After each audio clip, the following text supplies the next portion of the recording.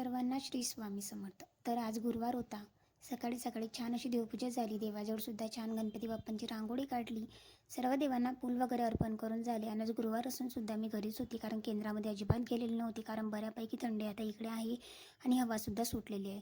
त्याचबरोबर इथे छान अशा ब्रेकफास्टमध्ये आम्ही कचोऱ्या केलेल्या होत्या, तुरीच्या दाण्यांच्या कचोऱ्या. कशा केल्या फुल रेसिपी तुम्हाला उद्याच्या ब्लॉगमध्ये बघायला मिळेल. सो उद्याचा ब्लॉग नक्की बघा. दुपारी आपल्या यूट्यूब चॅनलवर 2 वाजता अपलोड होणार आहे. त्याच्यानंतर टिफिनमध्ये नाही ते मुगाची डाळ बनवायची होती, म्हणून जे काही तुरीच्या दाण्यांचं तेल होतं उरलेलं कचोऱ्यांचं तेच घेतलं. थोडंसं त्याच्यामध्ये जिरं मोहरीची फोडणी दिली. नंतर कांदा, लसूणची पेस्ट टाकली, थोडंसं टोमॅटो, मीठ टाकलं, मिरच्या टाकल्या आणि सगळं काही असं छान असं होऊ दिलं.